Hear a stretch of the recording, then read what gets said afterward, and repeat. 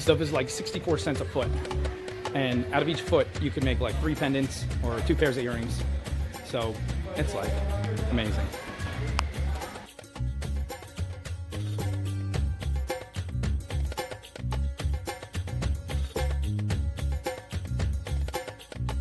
I think this is 10 gauge. Really hard to bend and cut unless you're incredibly powerful like I am. So let's take about 5 inches.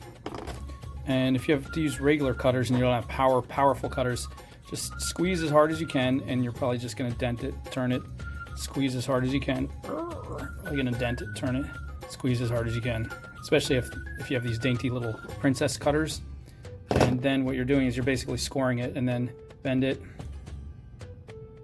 along the score line. And what happens usually is nothing. I just told you to do that to see if you'd listen. So then you want to squeeze it some more. And then you want to probably go online and look up heavy duty wire cutters or bolt cutters kind of thing. And while you're doing that, I'll just keep on messing around with these, probably break them. And so let's see if we can get a good bend out of that now. No, not really. It's bending, but it's not breaking. Here's some other cutters I got from somewhere. I don't know if they'll be any better. Yep, they're better. A little bit. Not enough to get through, but I think they're scoring it more. Oh, that actually worked. Did you see that? Oh, sorry, Nancy. Well, Nancy's been having issues with us anyway, so I guess this will be her last day here. Nancy, Rachel, can you call 911 for Nancy? Yeah, she's got a piece of copper in her leg. I don't want to deal with this right now. Anyway, so now we have this piece. Did we get it good? Yeah, it's about a little over 5 inches. It's like 11 centimeters for people who live in that fictitious world of metric land. I managed to get 2 relatively the same size. Now let's make them into a design and see what happens.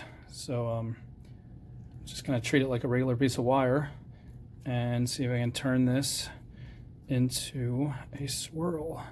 It's like, it's really easy. It's incredibly easy. I'm just, it's the easiest thing I've ever done.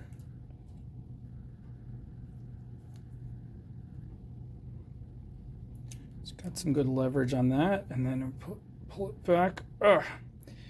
This is you guys should try this. This is so easy. I'll just make a loop with this top part here.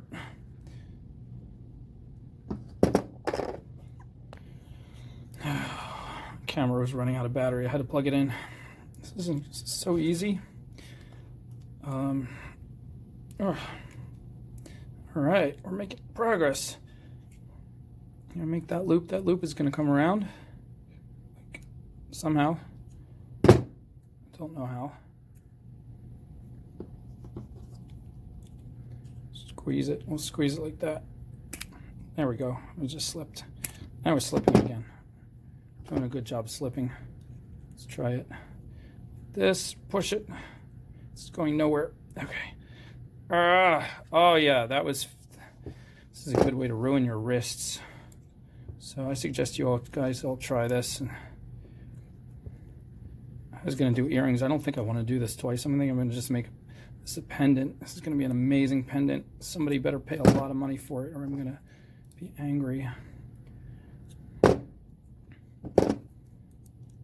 Well, we know this is not going to snag, because if anybody catches himself on this and they think they're going to pull it out of position or out of shape, they will sooner get themselves yanked across the floor, because this thing's powerful. I mean, if this doesn't work as a pendant, I'm just going to use it to hitch my truck up to a trailer, pull a little heavy load when I go camping this summer.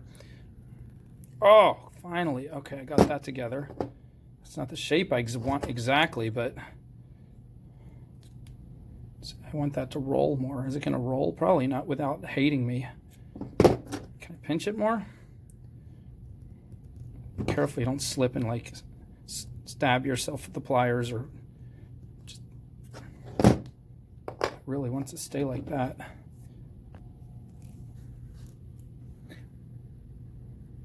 Ugh. Okay. I'm just scratching it. I'm not moving it at all, which is fine because I'm going to hammer this thing like crazy if I get a chance. I should probably be hammering it right now. All right, forget the pliers. I'm just bending it with sheer finger power with a little plier help, but the double pliers were not working. All right, I think I got it in place. I think the pliers almost died on me, but now I can bend this one back, or can I? Maybe I can't. Oh, that one won't go back now.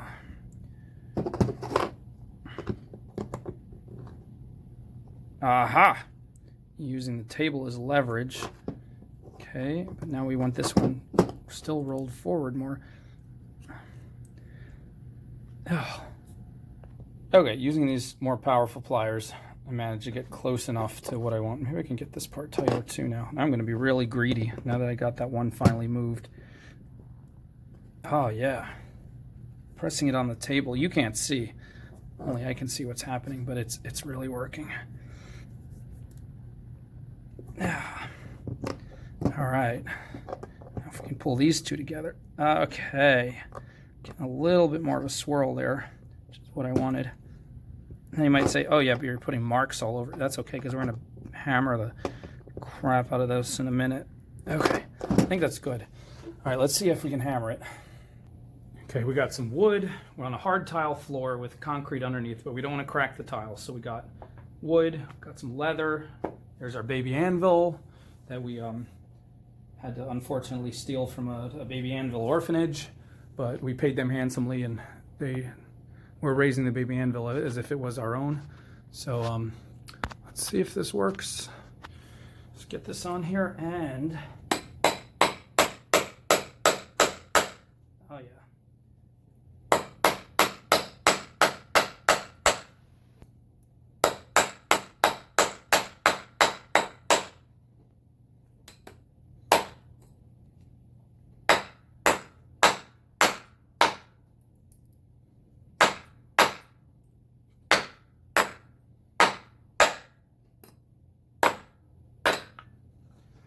Now, I don't want to just flatten it, which is cool. I want to put some crazy marks in it, so I'm going to hit it all on weird angles and stuff.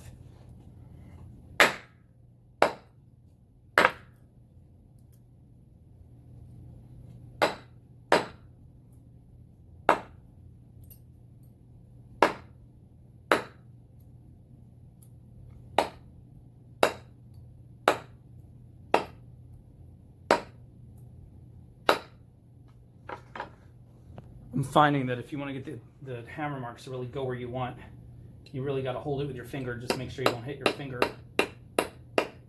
Then you're much more controlled.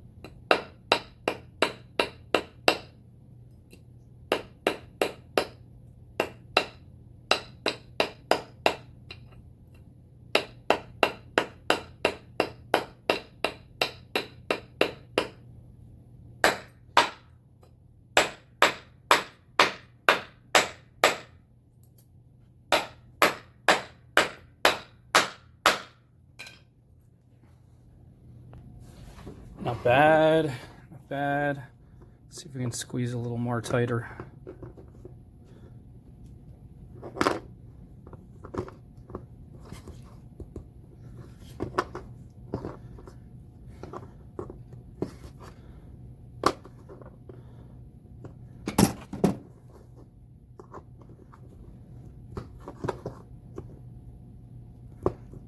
Believe it or not, I can still squeeze it. It's pretty impressive. I think it's impressive on my part, not anything else. But yeah, that's a nice, cool, solid piece. And because this is raw copper from the hardware store, there's no coating. It'll slowly tarnish over time. It'll turn darker and darker and eventually have spots of brown and black depending on how it tarnishes. So we're going to seal it like this so we get the keep it at this color.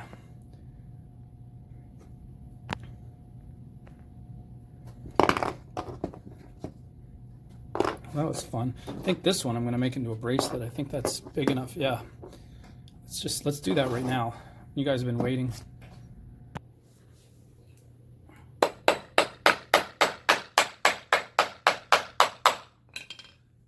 You should probably use hearing protection during this. So I added some cardboard between the wood and the floor, and then I put on these hearing protective. These are only $3, but they like make a huge difference. And then I was able to hammer them really hard, and it was very satisfying. And I got like a really good, nice. I'm gonna keep going with it. I'm gonna put some marks in it, and then go around and flatten it again, get it heavier and heavier, and you guys can watch.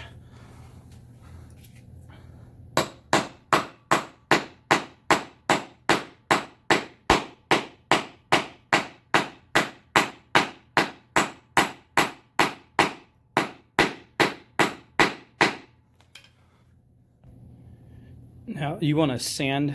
Well, first of all, I flattened the very tip a lot more because I saw someone do that.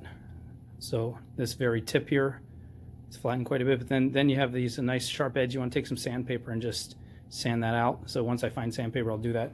In the meantime, I found this giant dowel that I had, this big giant wooden dowel. So I'm just gonna see if I can bend it around there to try to get it into a wrist shape. Somebody gave me a bracelet mandrel. This would really come in handy right now, but I can't seem to find where I put it, and I am not wanting to look because I really want to just finish this. All right, that's got pretty close. I think I can get it the rest of the way with the pliers.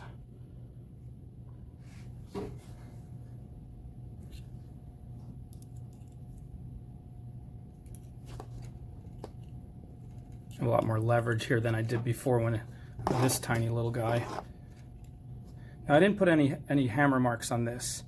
Why? I don't know. I just more concerned about getting it flat. But I can do hammer marks on the next one. I wonder if I could bend this one to face out a little bit, or if it's too hard to. Nope, I got it. I got a little bend in there. Even though it's already hammered flat, I can bend that. There we go. Just a little bit. So we got a nice bracelet, men's bracelet cuff now. Let's see. Got it on there. Get it on there. Try not to scratch yourself. And then you. Well, of course, once I what's it called?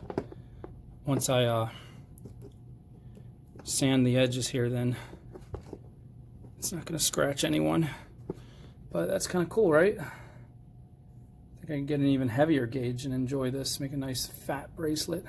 Or I could get like a bunch of these, put them together, and then get the thin wire and kind of weave around it. I think that's what cool people do. I'm going to try that next. All right, you guys have a great day, and I'm going to keep experimenting with this heavy gauge. And finally use these giant bright copper jump rings that I had sitting around, just waiting. This big monstrous thing. Let's put on like 2 or 3 of these guys.